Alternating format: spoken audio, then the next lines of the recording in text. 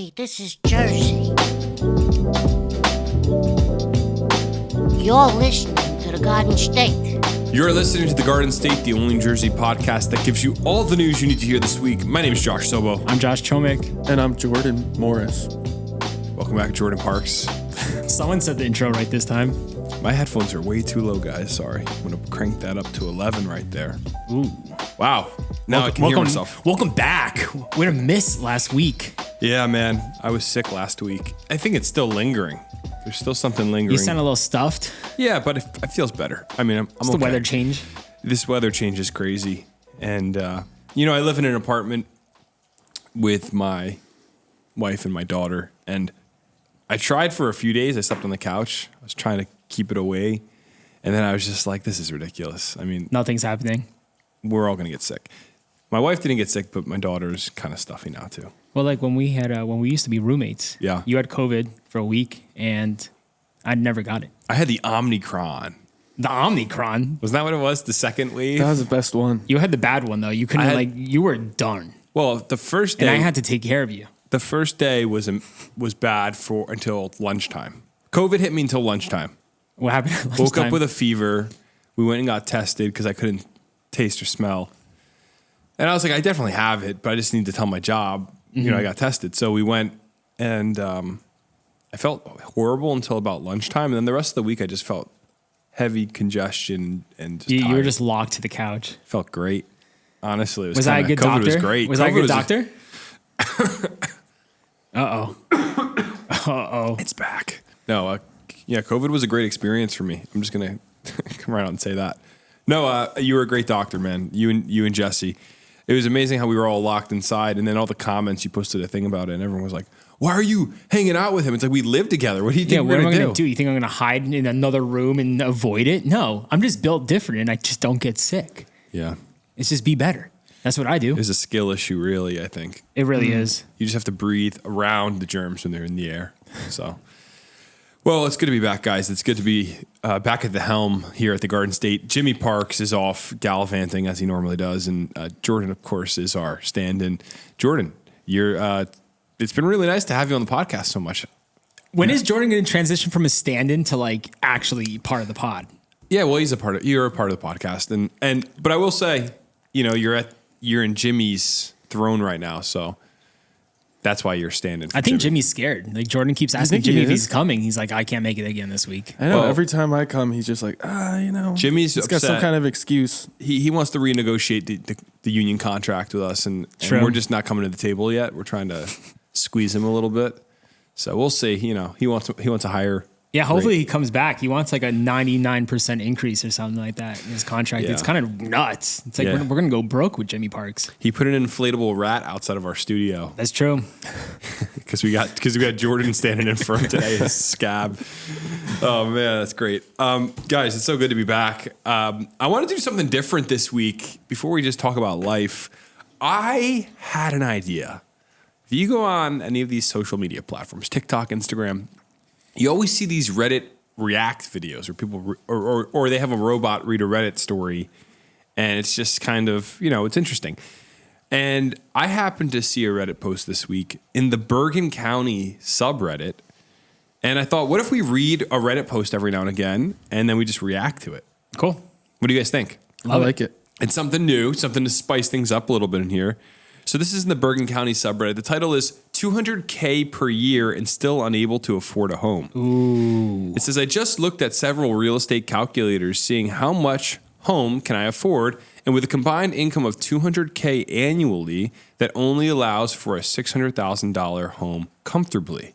Has the whole world gone off its rocker? How can anyone afford to live when most homes are $799,000 and up in this area? Do I need to rob a bank or something?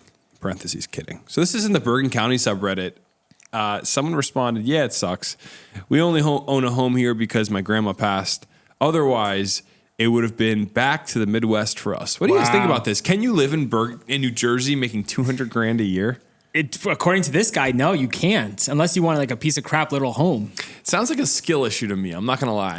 I think you got to work out a budget there because you could Yeah, you can get a nice little home for $200,000 a year. But Josh, keep reading the comments. There was another comment being like, yeah, my home was given to me too by my parents. It's like everyone's being handed homes. Yeah, someone responded to that original comment. Same. I own a house I'm in now because I had a down payment on my first home from an inheritance. If we were to buy our home today, we wouldn't be able to buy a lot. So this is Bergen County, New Jersey. Very expensive zip codes in Bergen County. Yeah. What do you guys think? $200,000. It's a lot of money. That's a lot of money. Like people anywhere outside New Jersey are going to hear that and go, "What's wrong with you people?" But $200,000 for just a tiny little home. It's ridiculous. It doesn't make any sense. Yeah, I guess that's kind of crazy. Like for a $600,000 home in Bergen County right now, what does that home look like? It's not crazy big. It's not really nice. You're getting a home that all of our parents would have been happy with, but our generation, this is, I think, part of it is, yeah, there's both sides have points to be made. On one side, you have the reality of the fact that the world is certainly getting more expensive. It's harder, I think, for our generation than it was for our parents. Yes. You know, my dad was a mailman and had some side hustles when he got his first home. Can't do that in New Jersey anymore, right? Mm-hmm. On the flip side, you have our generation that doesn't do ourselves any favors because everybody wants a big house, a brand new car. Like that's the one thing I will credit some of the boomers with, my parents at least, is they were cool driving an older car and living within their means. Yeah. The ones that I'm around. I'm not gonna say all baby boomers, right? Because there's some that live wild. My parents were very frugal. I think our generation struggles to be frugal. People want the best. They want to live like they're a king. You know, you're making $200,000 a year. Go buy a house. Go get a starter home. Go get a nice little Cape Cod 3-bedroom, 1.5 bath Cape Cod. But that's the thing, for $200,000 though, in another state, how much more can you get? Yeah, but they're only making $200,000 because they live in this state. Unless you work remote. If you work remote, true. There you go. Then go to North Carolina. We know people who do that. Yeah, and that might be the solution. A lot of young people are moving out of state with remote jobs just because they could buy a way bigger home somewhere else.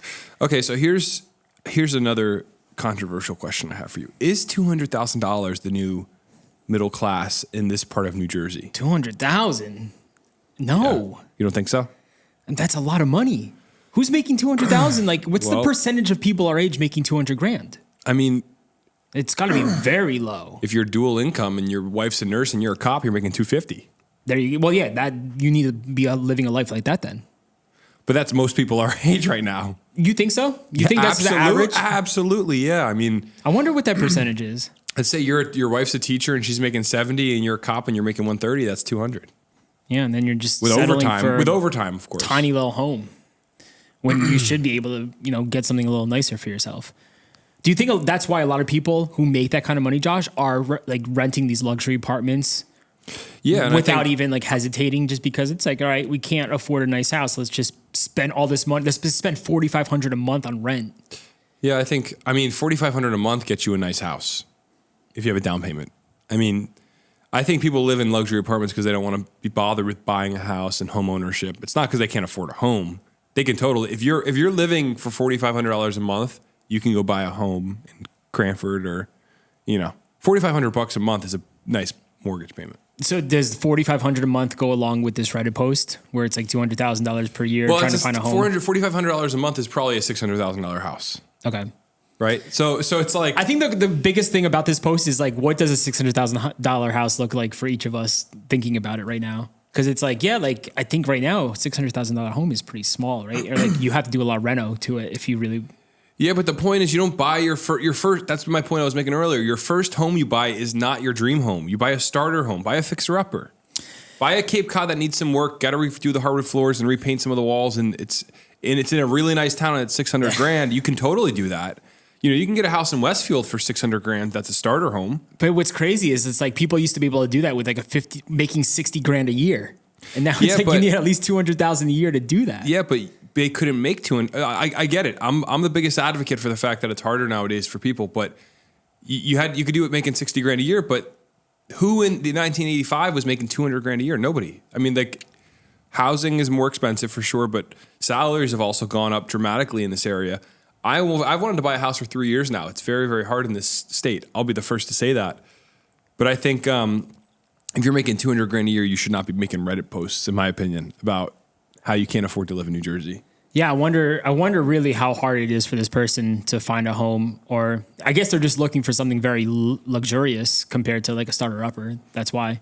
Yeah, I'm curious what they're looking at because I feel like while there is like a big issue with house affordability, I'm like, if you're making $200,000 a year, you're doing something wrong if you can't afford at least a starter home. What are some of the other comments saying? Are people agreeing or are people disagreeing? No, there's pushback. A lot of people, I think, kind of see it the way I see it. Someone said, while I agree that the whole world has gone off its rocker and that inflation has been crazy lately, especially in real estate, $200,000 is a salary is good enough to live in at least half of the municipalities in Bergen County, likely more.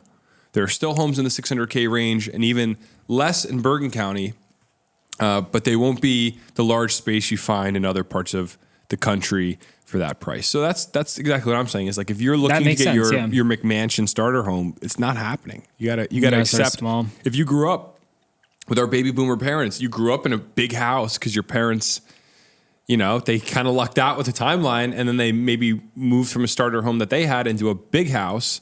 Well, guess what? You might have to make some sacrifices. Now, I think our generation already does that. I mean, we are the thrifting DIY generation, but yeah, I think so. So one other person said, what areas are you looking in and what size home? You can absolutely afford a home on $200,000 a year, but it's not going to be a heritage 5-bed, 6-bath in Ridgewood or something. That's exactly. That's the whole argument here. This guy's not going to be able to afford a mansion, but yeah, you can find a house. Someone goes, that's why I moved to Sussex County. That's the move right there. I mean, 100%. So not too far off. I know what I said about 200K being the new middle class is going to bother people. I know that's a ridiculous statement, but I think about it because the area we live in, it's so hard to map finances in this area. Mm-hmm. It really doesn't make sense because what I always, the default I have is if you have a dual income house and the classic pairing is a cop and a nurse, right? He's a cop, she's a nurse. Cop in a good township with overtime, if you're doing a lot of overtime, they're going to make, once they're past that like 7-year mark or whatever, 5 years, whatever it is to get the top pay. I mean, you can make 150 grand a year.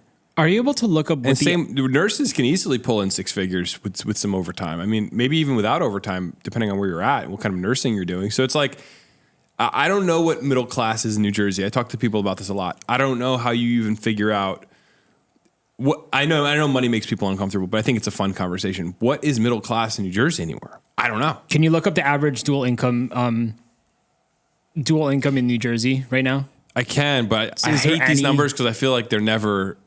No, you just do average household, average. Yeah. It's going to say like 120 grand a year. $96,000 a year is the median household income, but that takes into account all of New Jersey. We're living in Union, Bergen. Can you do like a Bergen County? Do you think it's that specific? Bergen County, like. Give me, what's it? Ridgewood. Do Ridgewood.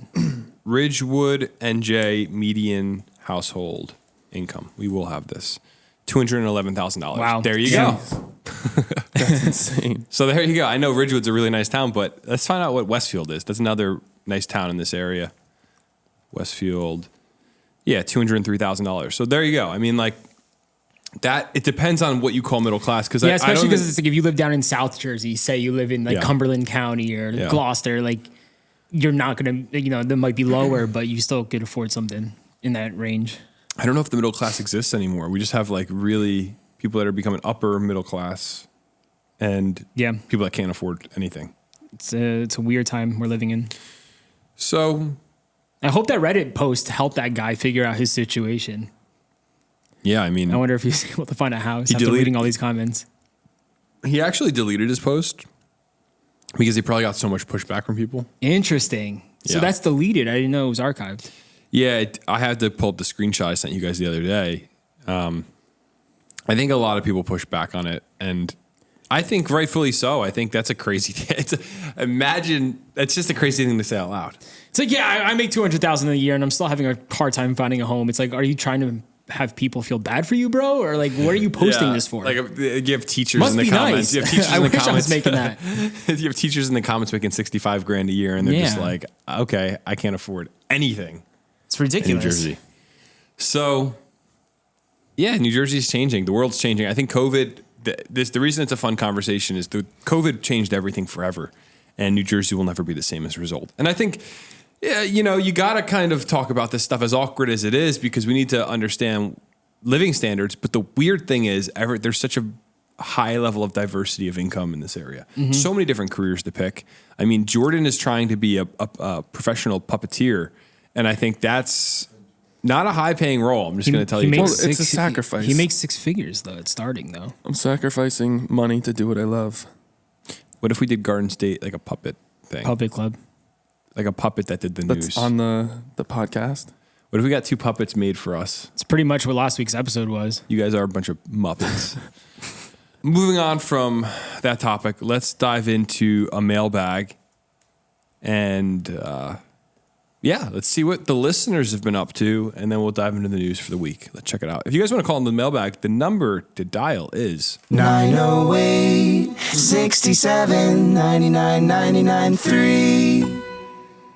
Hey guys, my name is Josh. Long time listener, not first time caller.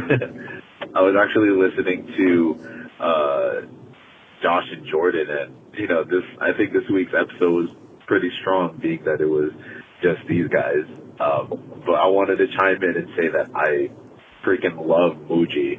I miss the fact that it used to be in the Garden State, but I always make it a regular visit now whenever I go to New York, just in case if I need some things. Muji is my go-to for like all of my pens and my notebooks too. So the diffuser I've been rocking in my office for months. So it's just something that I've been regularly needing in my life, and it just breaks my heart that it's no longer in the Garden State. I just wanted to vibe with Chobik for a little bit on that. As always, love the podcast. Keep it up. The ship is being steered very well. Love you guys. Bye.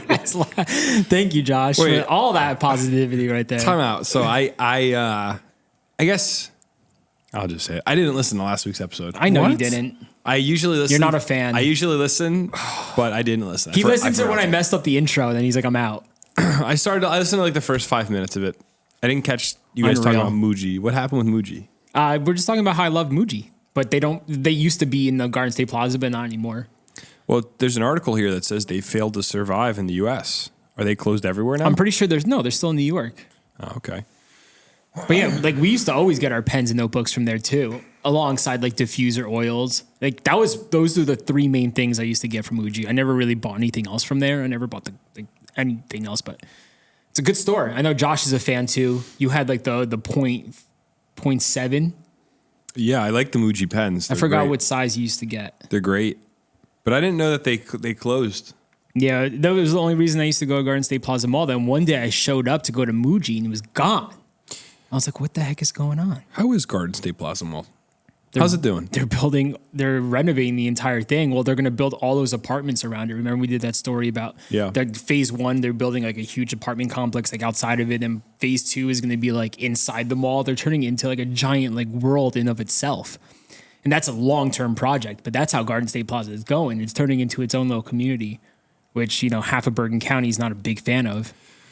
Well, Bergen County, I mean, this is the challenge is everything's being overdeveloped.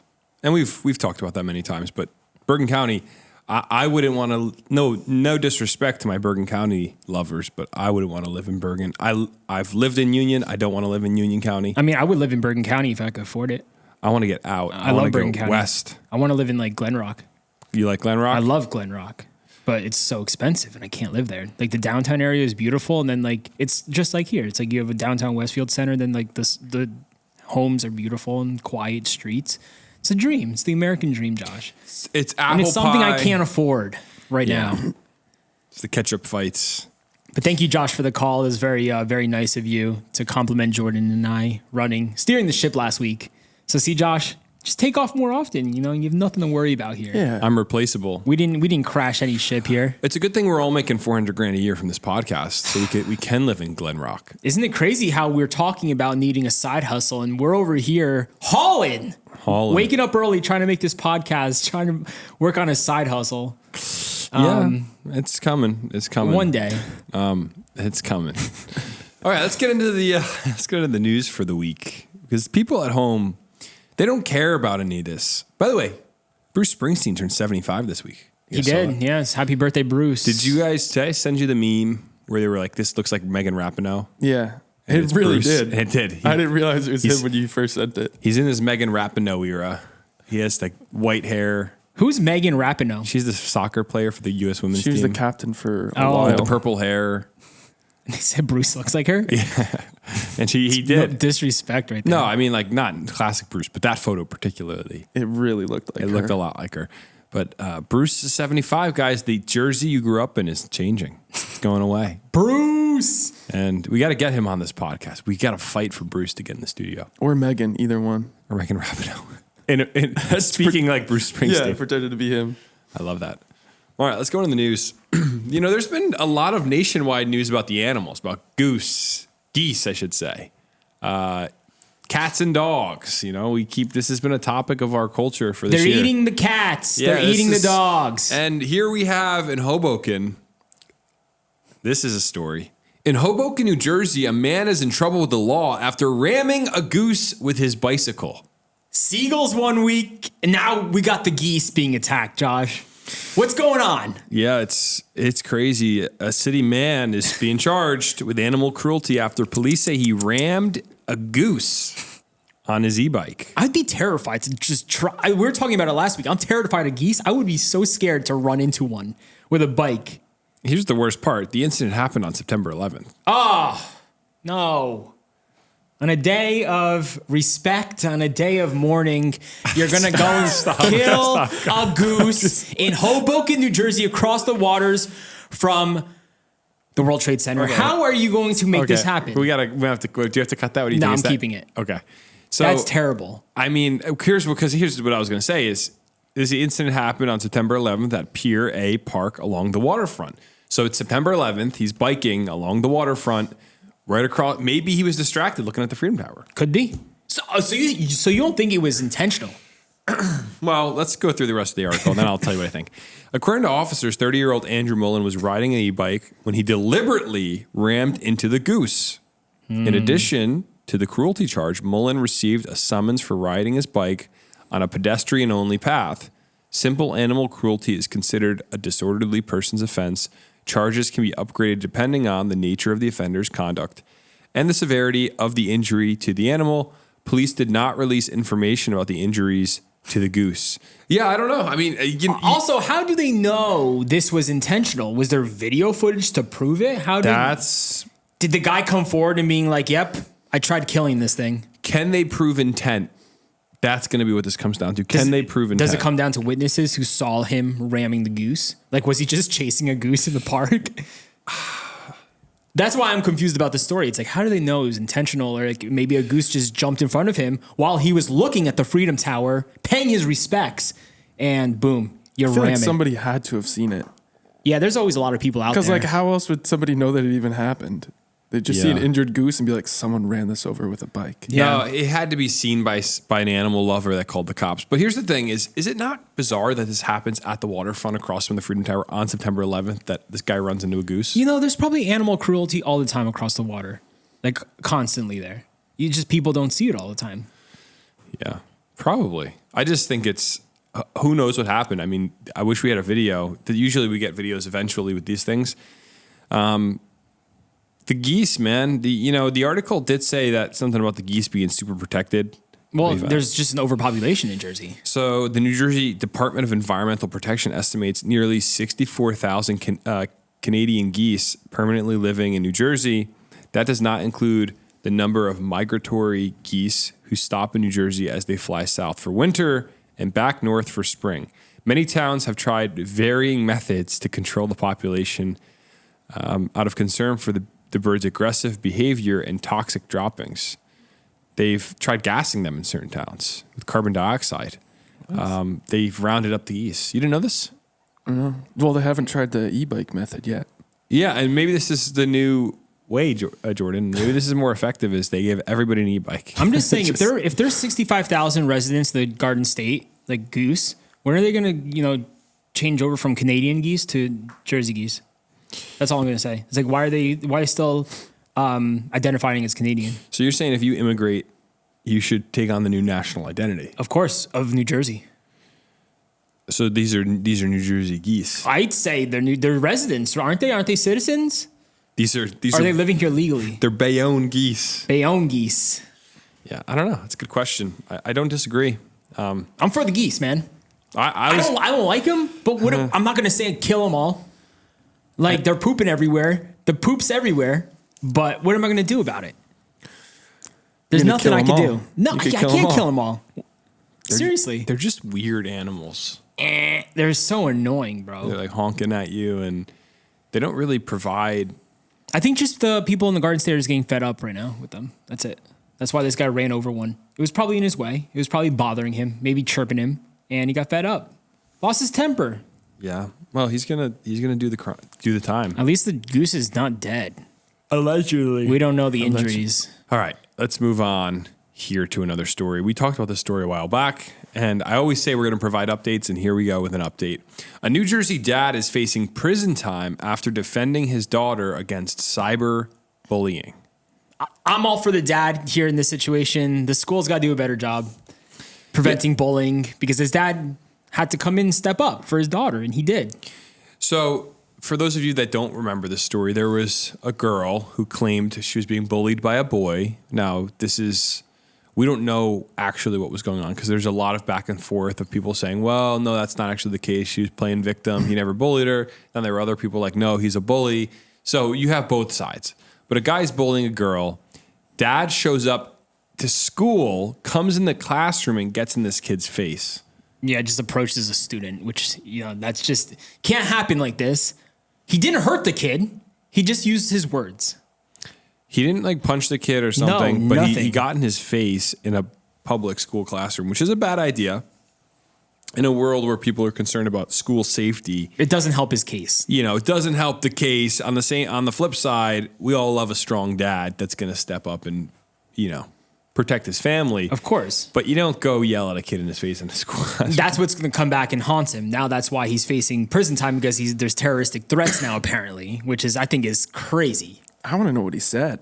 There's a video of it. We could. Send Is it to you. really? Yeah, we posted about it and he's just like, I don't remember what the terroristic threat was, but that's what he's being charged with.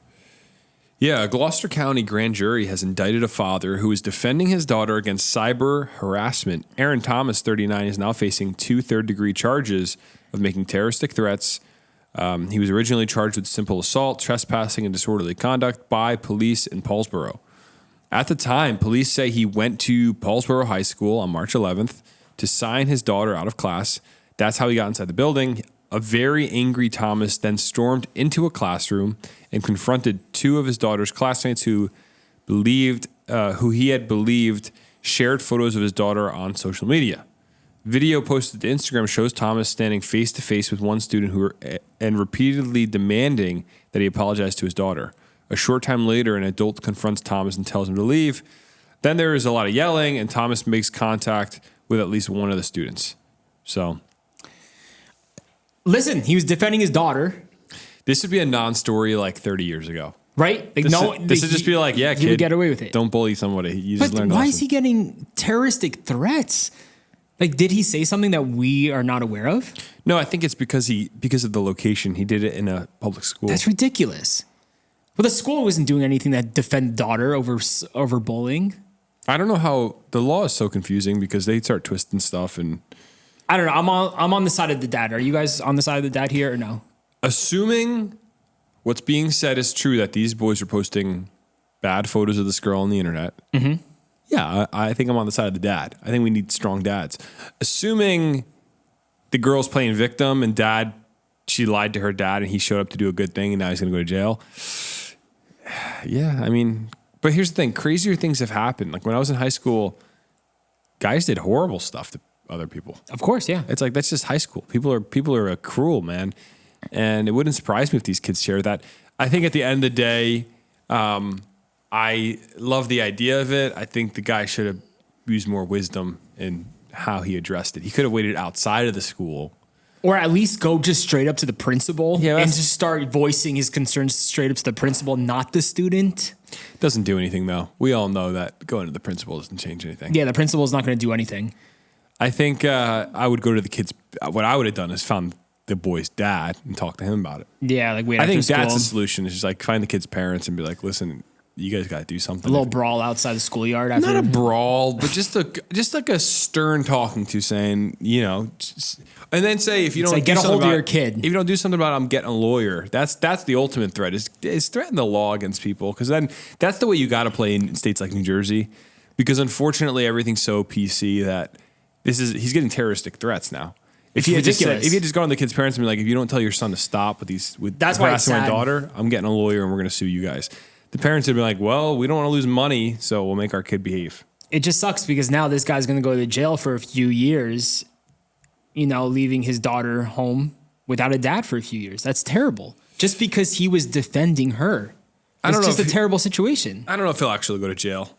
I think they'll lower the sentence and What's with just a fine? I don't 1 know. year? You think he's going to go to 3 years of prison for confronting a kid over? Like, In New Jersey, of course, probably, because this state's ridiculous. he should have just stolen a car. He would have got less time. Stolen his parents' car. Stolen the car of Yes, the dude. bully. If you just stole the kid's car, it would have been a non-issue. It wouldn't have been terroristic threats. I don't know what the solution is on this one. It's really sad. After watching the videos, I'm team dad. I'm team dad. I don't care. Yeah. I feel like either You- way, like Your daughter's being bullied and no one in the school why isn't the school district stepping up and fixing the bully issue? If someone bullied my daughter, I'd probably do the same. There you go. Everyone in our comments last time was defending the dad, being like, I would do the same thing. yeah.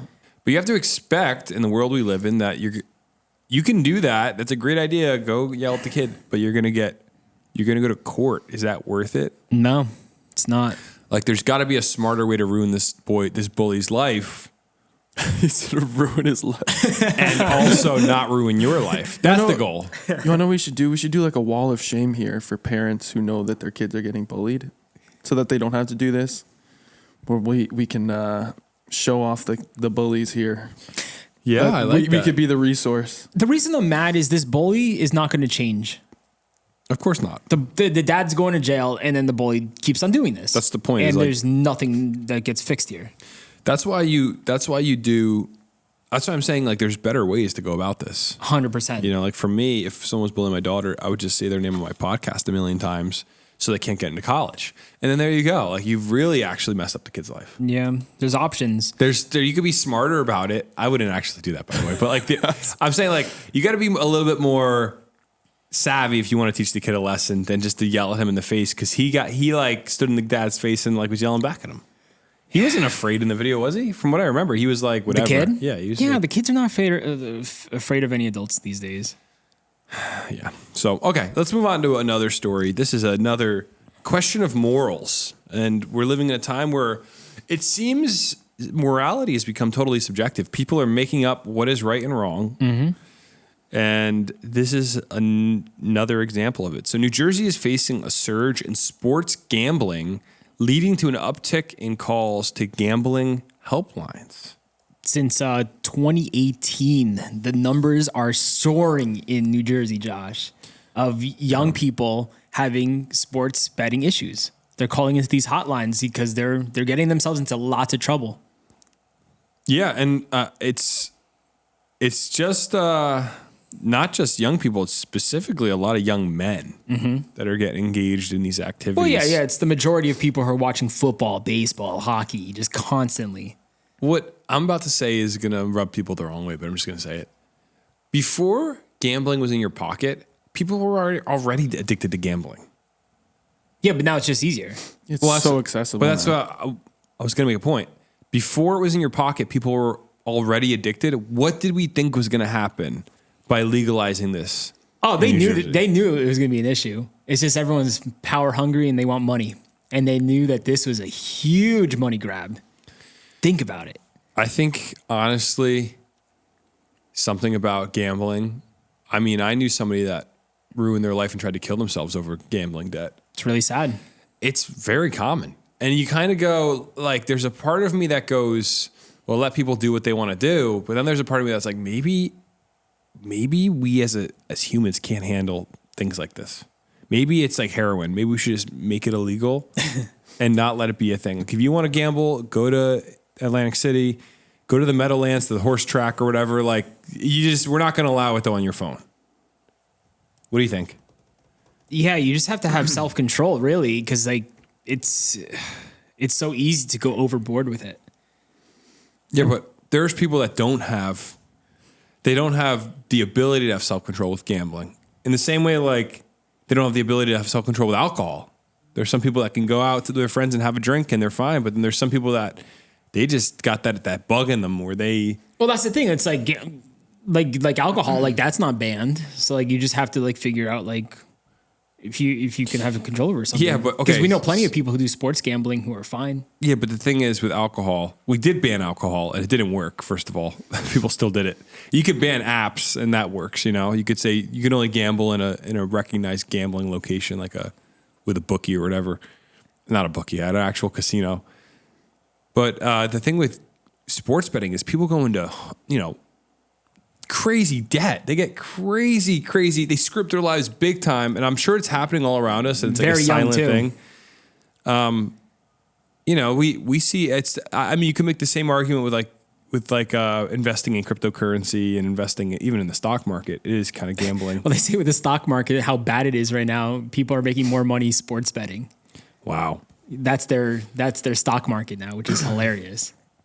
You know, with all these things, there's always an outlying group of people that just can't handle themselves. Well, also you got to think about like every day, like how many ads do you see for sports betting everywhere throughout the Garden State? It's like I was on a train platform the other day and it's just like DraftKings here, FanDuel over there. On the radio, every other commercial is for FanDuel or for DraftKings, for all these sports betting apps. And it's like it's constantly being thrown in everyone's face, especially if you watch sports. You can't get away from sports betting.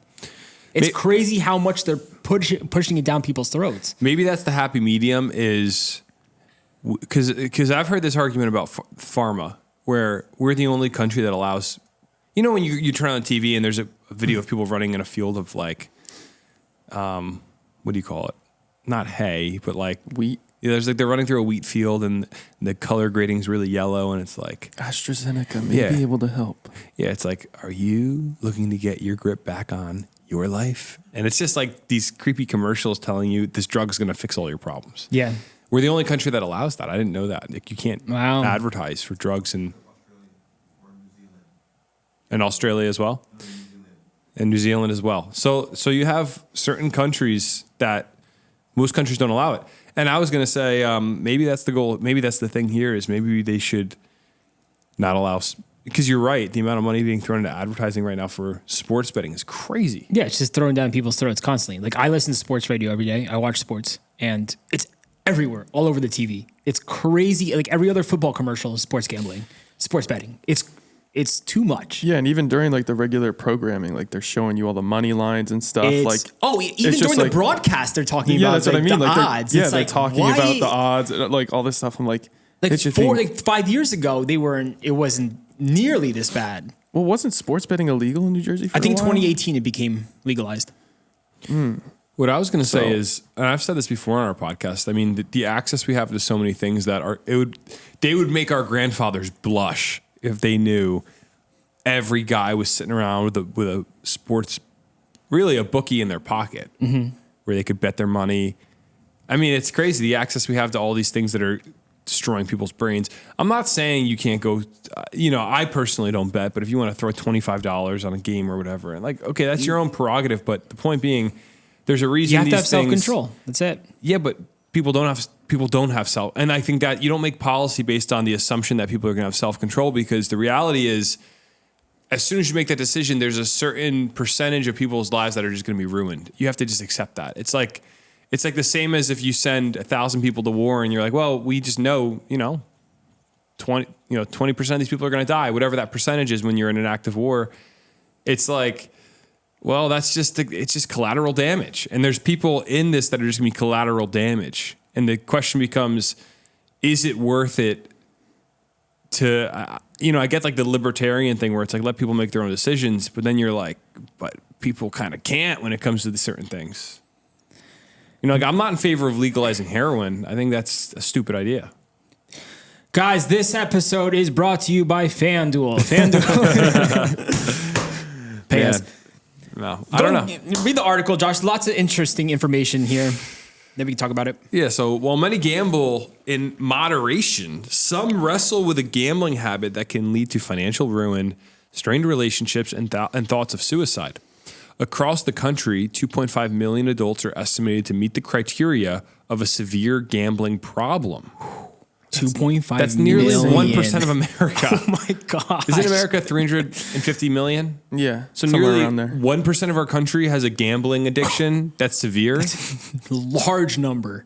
Guys, that's crazy. That's bad. Since 2018, the year New Jersey legalized sports betting, the Council on Compulsive Gambling of New Jersey has seen a 277% increase in calls to 1-800-GAMBLER, the helpline, with a shift to many more calls from young adults, according to the council. Most of these calls are from young men betting on sports, according to the council, which said the rise in the helpline calls illustrates the surge in problem gambling the conference aimed to address. So there's a 277% uptick. Additionally, sports betting provides many opportunities to gamble and place wagers just during the course of one game.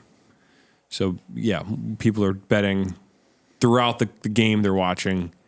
And you could bet on so many things. Like even There's more options every game. People are betting on like the length of the national anthem. Every little thing you could bet on. Like everything. Well, there's a quote here in regards to betting in games, and this is kind of interesting. It says, people don't really have the time to collect their thoughts and say, do I really need to place this wager? They get involved in the game. There's a dopamine rush. They're excited, and before you know it, they're tens of thousands of dollars in debt. Yeah. Which is a good point. I mean, like, it is an emotional thing, and we've all known somebody that's been there, right? So mental health professionals, nonprofit leaders, financial counselors, and addiction prevention advocates gathered last week in Princeton for a conference addressing the surge in problem gambling across the state. Over 140 people attended the conference. According to the council, research has indicated that adolescents have a significantly higher incidence of disordered gambling than adults. So maybe it's something to do with risk. You know, young men especially, we don't assess risk well. We talk about like the prefrontal cortex. They say until you're 25, your brain isn't fully developed. So, which is why we recruit 18-year-olds to go to war, you know? So what do we do here? The conference, one last note here, the conference comes as state lawmakers have focused renewed attention on gambling among young adults. Earlier this week, an assembly committee approved a bill to ban most partnerships between sports betting groups and state colleges and universities with an amendment that would permit associations that provide experimental learning opportunities for students. So why would there ever be a partnership between a sports betting organization and a university to begin with? Crazy. What are we thinking? Like, have people lost their minds? It's such a big money industry, money making industry, and that's why people are power hungry, people are money hungry. I just think that we need to chill out with the amount of commercials and ads that are thrown in our faces for sports betting. Make it illegal. I don't care. Make it illegal to say, hey, we're going to allow gambling, but you're not going to be allowed to advertise it in the state of New Jersey. Yeah, just like it's constantly, like Jordan was saying, you're watching a sports game. How often are you hearing something about sports betting? It's everywhere. It's on the screen. Odds are shown, thrown at you. It's just like constantly drawing people in to place a bet. And there's even teams now, like at least in the NHL, where their like jersey sponsor is a sports betting app. Where Really? It's like, yeah, if you're watching, like It's wild, it's just, bro. You know, throughout the entire game, you're going to see it. These companies have so much money. I'm going to say it. Say it. This is the death of the West. Sports betting? It's just part of a bigger plan, I think. Sports betting, OnlyFans, vaping, Zyn. It's like... Vaping is down in New Jersey, actually, amongst kids. Really? The Yeah. vapes are going away? Because Zyn is up. Because Zyn is up. Yeah. Middle think, schoolers, high schoolers got Zyn now in their pockets. Young men need direction. And I'm not sending a generation of people to war that can't even prevent themselves from getting addicted to gambling. You know, like, we're not a healthy nation. Well, what is going on? And this is almost like, what are our leaders thinking that they don't go, this is going to destroy us as a nation. They don't care. They want to They destroy do not us. care. It's like I'm not saying you shouldn't have freedom to do whatever you want to do. Like I'm the first person that'll say that, but you have to at a certain point go, all of our young men aren't getting married. They're addicted to porn. They're sports betting. They have a Zyn pouch in their mouth all day long. What are we doing? Like, is that not crazy? It's a new norm. Is it wild. not crazy that, like, again, this would make our grandfather's generation blush if you said, man, there's going to come a time where you don't have to go to a store for pornographic stuff.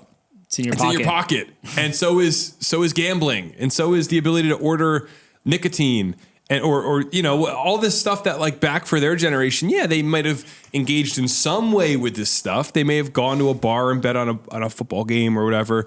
They may have had seen a magazine or had a movie, all these things that are that would have been really immoral. But today, it's like, guys, it's so much more accessible, and we're trying to build a healthy, strong, thriving nation. I'm not making an argument from like what should you even be allowed to do, just an argument from if you're a leader and you want to see a strong and healthy nation, you want to see New Jersey be the best New Jersey can be. I don't know, guys. Like it's kind of hard for me to think like this is a good roadmap. It's scary to see where it's going. It's just getting, worse and worse and worse and worse. And what's 10 years look like from now? Like, is there a resurgence? Is there a turnaround here somewhere? I don't know. I don't think so. I think I will say, I've always wanted to go to a horse track and like bet on a race. Yeah. Well, just do it on your phone. It's easier. I don't want to do it on my phone. Like, the old school way. Like, you have to go to the stands and you have to like, place a little bet right there. I think that's cool. I've never done that before. I think the thing with men specifically, no offense to the ladies in the audience, is men have these personalities where they get hooked on. They love the thrill of just the chase. They love the chase. It's like in our DNA. We're just like wired to, and that's why I think gambling impacts guys like crazy, is that chase, that just like that hit of like, ooh, what could happen? It's like if you hit that hit, it's wild. And then the payoff of the win probably sends it's probably so addictive. So I just think that if you're listening to this and you're like, guys, I spend $20 every football Sunday on for fun at a game, and you guys are being super judgmental right now. That's not my point. My point isn't like, I'll do that. Like, I'll place a few bucks on the game, but like, I'm very controlled. Yeah, but then there's people, like I said, I know a kid that got like $40,000 in debt and took pills to like end his life, and you have to go, is this the best case scenario? I don't know what the solution is. I think also I'm struggling to figure out like what is the role of government leaders. I think that's kind of the philosophical thing I'm personally working through, is what should be the goal of a governor? Is it not to be, this is inherently political, but not to be political. Is their goal to go to look at the population and go, how can I make their lives the best? And I have to make decisions that maybe they don't even realize are good for them, that are, because that sounds kind of tyrannical in a way, because that can go really dark. Or is the goal of a governor just to like keep it moving and make sure the bills get paid for the MTA, not the MTA, the transit authority and all this different stuff? Like, because on one hand, if your goal is to make the population healthy and to make sure that they live the best life possible, then there's certain stuff where you got to make decisions that aren't popular. Like, you need to be able to say, hey, New Jersey Transit is not going to take money from sports books. Mm-hmm. That's like an easy money grab, but we're not going to do it because we don't want people going to work thinking about gambling. Yeah. Like, you're on your way to Manhattan to go to work and you're thinking about the sports book. Like, I mean, you're not going to get away from it though. Like, every podcast every guy listens to is getting money from it. So it's like, it's everywhere, Yeah. But I think I get kind of we wouldn't fold. We wouldn't fold. Unless the check was big fold. enough. If FanDuel came to us and $20,000 for a 6 month, would you do it? No, I wouldn't do it. I mean, I personally wouldn't. I would never.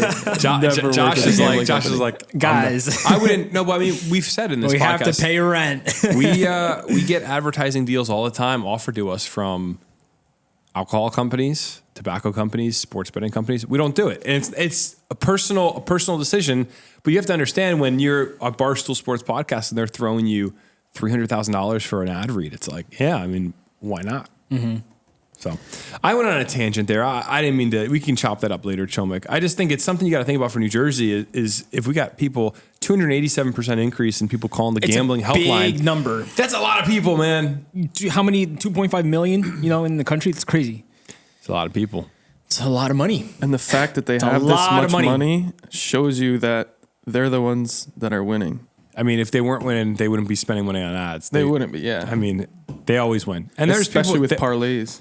there's one-off people that win. I know somebody that does fairly well with sports betting. They're really good at it. But you're an outlier if you're good at it. When they're not your casual fan, they're people who are like You have to do your research. You're like, obsessed you're with numbers. And They're like, they treat it like a job. It's pretty interesting. So I don't know. We could leave it at that, I guess. Yeah, if you have an issue, you got to talk to someone. If you're dealing with that kind of stuff right now, call those hotlines, call a friend, tell them your problem. Call there's a Chomick. way out. Call Josh Josh said, Chomick. call into the podcast. Honestly, yeah, call into the mailbag.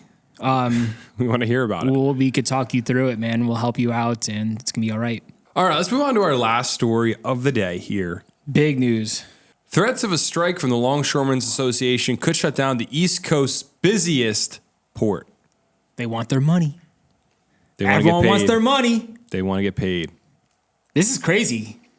Yeah, so there's a labor standoff, and that may soon shut down the cargo ports across the East Coast, including the largest and busiest, the port of New York and New Jersey. The International Longshoremen's Association is threatening to strike on October 1st over a dispute with the U.S. Maritime Alliance, which represents terminal operations and shipping lines. It's a work stoppage that would span state lines and could cause major havoc across the shipping industry, including in New Jersey and New York. So why is this important? People are listening. They're like, I'm going to tune out. I don't care about this union. Do you want your food? All your stuff comes through these ports. These are the biggest ports in the nation. Yeah, it's massive. And everything's coming through. So they want, listen to this. The ILA, which is the International Longshoremen Association. So I'm just going to say ILA from here out. The ILA wants a 77% wage increase over a 6-year contract. Wow. That's wild. So the U.S. maritime people have countered at a 40% increase. In addition, the union is demanding a total ban on automation at the port, arguing that it jeopardizes jobs. Both sides have been posting updates on negotiations on their website. So you can go on the ILA's website if you want to read all the back and forth. A prolonged strike would have severe consequences for the port of New York and New Jersey, whose combined terminals and facilities make the largest port on the East Coast and the third largest in the nation. Port officials say they are making contingency plans in case the deal can't be reached, although we remain hopeful that an agreement will be reached between the ILA and the USMX prior to the expiration of the contract on Monday, September 30th. So this Monday is big. They better make a deal. Let's make a deal. Let's get that money. Let me ask you this, though, guys, because I don't know. I know a longshoreman. I should call him and ask. I know these guys actually do fairly well. It's a very lucrative job being a longshoreman. It's the hours are super weird, but these guys can make really good money, like really, really good money. Yeah. A 40% increase over 6 years, like most corporate jobs, you're getting like 3% a year, 3 to 5%, they say. Yeah. Yeah, around that. Like if you get 5% a year, let's just say your company's giving you 5%. Over 6 years, that's a 30% increase. 40% is pretty good. I think I might be like, hey, that's pretty sweet. Let's just take the deal and run. Let's make a deal. But they're looking to get 77% wage increase. That's a lot of money. It is we had lot of money. We had a listener who actually is a longshoreman. They called in, but they didn't want us to use their call. And what'd they say? Just told us that we have to be covering because this is a big deal in their world. Told us to call him if we have questions. Well, he was saying like it's not just a big deal in their world. Like nobody's really talking about it, and like the implications for supply chains and stuff. Just because so many things pass through the ports. Yeah, that's why you don't want to strike. I think it's interesting that they in the negotiation they said we want automation gone. I was gonna say these are the types of things that are gonna speed up automation. I feel like because they're like. Well, I don't know what happens there. I mean, like for the sake of these families that, these people working at the port, they got to take care of their families. I can empathize with the idea of like, I don't want automation to happen. Does it seem realistic in 200 years from now? Let's just say, let's take a really far off time. 200 years from now, everything's not automated. I don't know. Let's keep it old school, you know? I mean, I'm not a longshoreman. I don't know, we should get somebody, a professional on the line and ask them what they think. But it's crazy. I think they probably will get whatever they'll get close to what they want. Because they said a contingency plan. What's the contingency plan? You're going to ship people in from wherever to, right? It's just not going to happen. They're going to have to pay out. And it's just going to come down to, can they come to an amicable agreement where both sides are happy? What do you think, Jordan? I think, like I said, this is the kind of stuff that I feel like leads to automation. Yeah. Where by the time the next contract comes around, I bet there's going to be a lot more automation. They're going to be working behind the scenes, behind their backs or something, like trying to implement certain things. So that the next time that they strike, it's like, hey, well. Yeah, but here's the thing is, let's say that's actually the case. And we're talking as people that have never worked in a port in our lives. So we don't know what goes on over there. There's containers, they're moving around and they're taking them off ships and stuff. But let's just say that is the case. What, are they going to one day fire everybody and then bring machines in? That can't happen. I mean, these not are not some of every, these not these every roles person. these are like highly skilled laborers, that have complicated roles. I mean, And they're protected. Yeah, I mean, I don't know Right? exactly, but I'm sure there's plenty of roles that, you could replace. I mean, you got to think about, how fast technology is advancing, and there's certain industries or certain jobs that we never really thought could be replaced by machines, and then all of a sudden, Yeah, no automation's a big request, I think. Yeah. I think I don't know what that even entails, what could be automated, but yeah, I hope these people don't lose their jobs. I think they're going to get what they want here, but I think in the long term, it is an interesting thing. It's just not just, the longshoremen. This is every industry with AI and with technology zooming at this point. Everything's speeding up so quickly. It kind of begs the question, what's going to happen to like a lot of people's jobs? Yeah. Well, I think it's mostly white collar type jobs that people are saying are going to be like a lot of, blue collar jobs. Well, these are blue collar jobs, and they're saying, Yeah, that's why I'm like, they're probably safer for a much longer time than somebody who's working at an accounting firm. Just because, if you're working on a computer all day, chances are you could probably be replaced by a machine in the next 5-10 years. We had a longshoreman call into the mailbag last week, and he requested that we did not use his call, but he was just giving us some information and telling us to do this story. So I really appreciate that guy who called in. But if you wanted to call back, or if you are a longshoreman and you have more information on like how any of these things work, and you want your call to be protected and hidden, just let us know. We could always like change your voice or whatever. But I'm curious. I would love a call. To tell us more about this situation and what your thoughts are. Yeah, I think these guys will get what they want. I think in the long term, a lot of stuff is going to be automated. I'm looking up the transtainer right now. Do you guys know what a transtainer is? Josh, you see the photo? Is that the transtainer? Yeah, I love those these things. big machines that move the containers. I said there's a guy, a family friend I know a few people that work at these ports. I was talking to one of the guys and we were talking about these machines, and because I was like, if there was going to be automation, I could see one of those machines pretty easily. They could figure out a way to make them carry stuff around, or just have a guy with an iPad clicking on, like drone footage, clicking on a container, and it goes and picks it up and moves it to wherever he wants. Like that's instead of a guy controlling this. You saying? Yeah, I feel like it could. I feel like that's where I'm like, no automation. Like, what do you mean? Like, so you can't. So like the transtainer can't get any updated tech. That's going to be like. I think that what they're saying is we're not going to remove human labor for robot labor, but I don't know. I think Jordan makes a good point where, we had the minimum wage increase, and then all of a sudden McDonald's figures out how to have massive iPads for ordering food. You're like, wow, that was quick. Yeah. Yeah. Anytime you see stuff like that, like This is more disputes skilled. Yeah, but this is more skilled labor. They're more skilled. Yeah, that's why I'm saying it's not going to be like, I don't think it's going to be something overnight. Like it's probably something that's going to take a while, but I'm like, I could see it in the future, next 10, 15 years. Yeah. There's not everybody's replaced, but a significant portion, I bet, would be. So we'll keep you guys updated. This is happening on Monday. We won't have a podcast before then, but I'd encourage you to check the news. We'll probably put something on keep our page. updating it. Yeah. This is really important though, because I mean, the odds of them shutting down is 0%. They're gonna come to an agreement. But if they did, think about the panic that would hit the East Coast. It would cause mass havoc. Yeah, like they were saying. It would be so bad. It's not good. It's kind of scary. Yeah, they're gonna battle it out, and I think the funny thing with AI is initially all the roles they thought it wouldn't replace, like, oh, if you have a creative job, kids, there's no way AI can be creative. It's going to be accounting and that kind of stuff. Yeah, coding. Coding. That was like everybody was saying learn to code when people were losing their jobs in other industries. And now it's like, well, yeah. they might be the... But now it seems, now I think it's going to replace both those industries. Even the creative space. Like, Chomik, you're a video editor. Here's a great example. Like, these AI tools for video editing are insane. Mm-hmm.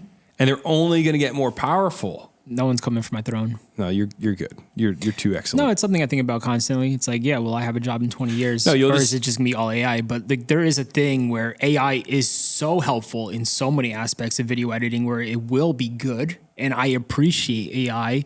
But when it comes down to so many specific little details of a video, sometimes AI can't figure that out. Yeah. Or like if someone doesn't like the way they said something in this tone and like you need a video editor to change one tiny little thing. Like there's small details, like you still need someone doing it, but will jobs be cut down? Probably. Probably. But like that's why you got to be good and you got to stand your ground and survive.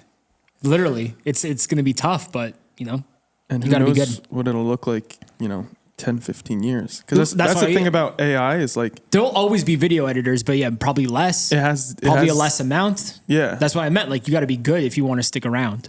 But it has like the ability to learn. So it's just constantly getting better. Regulate it. I think my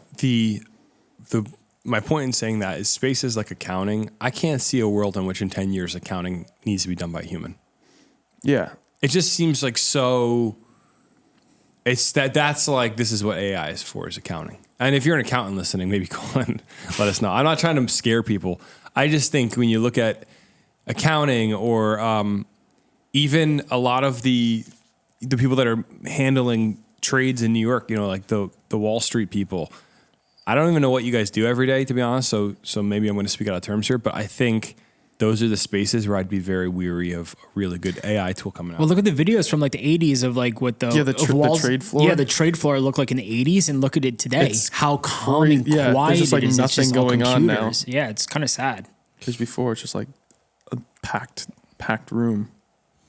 Mass chaos. Yeah, just like complete chaos the whole time, just people screaming. And then you also, there are some blue collar fields where I think AI will impact them. I'm sorry for speaking in riddles.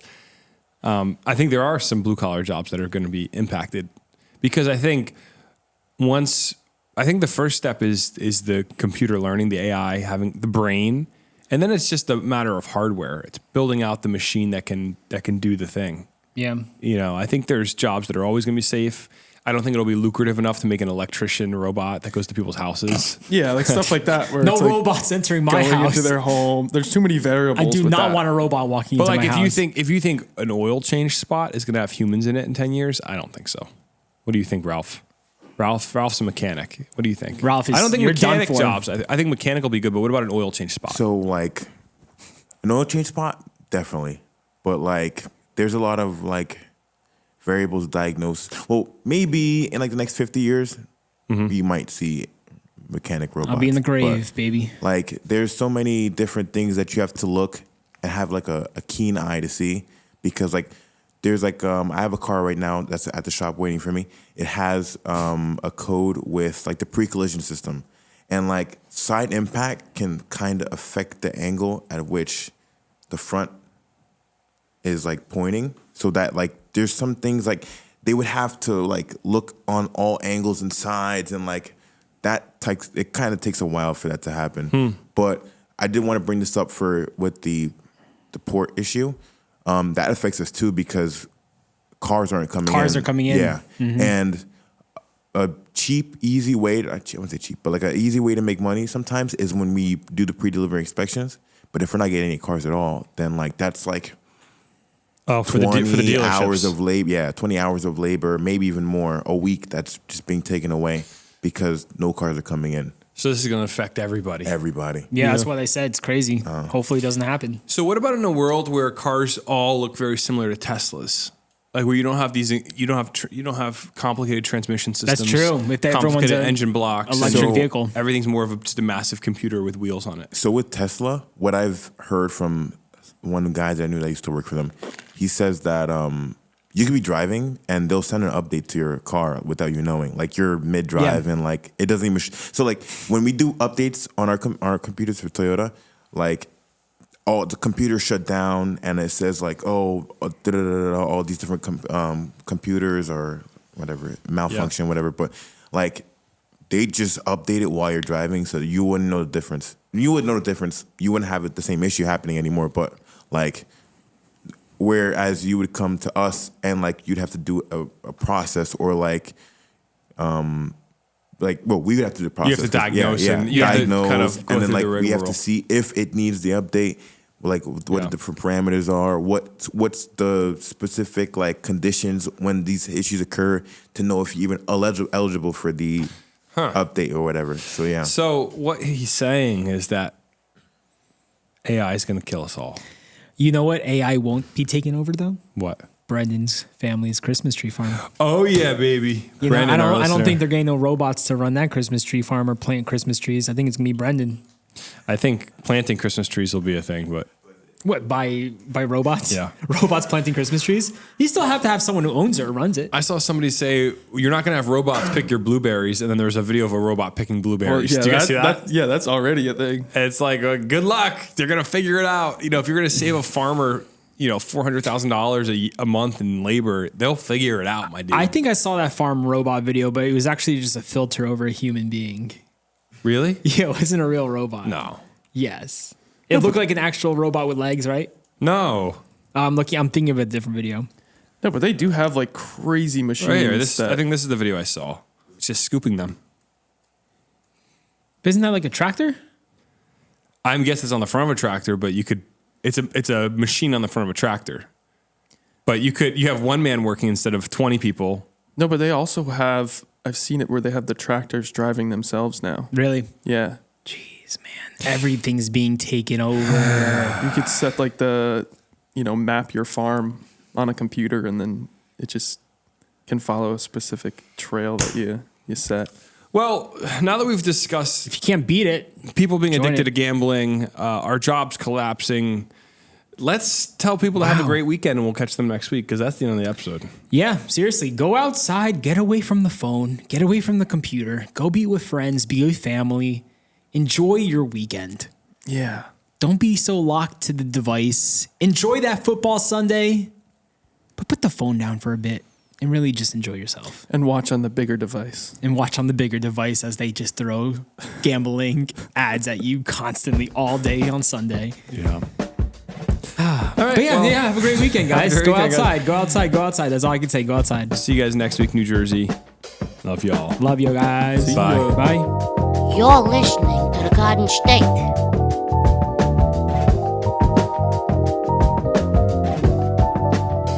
The Dirty Jers.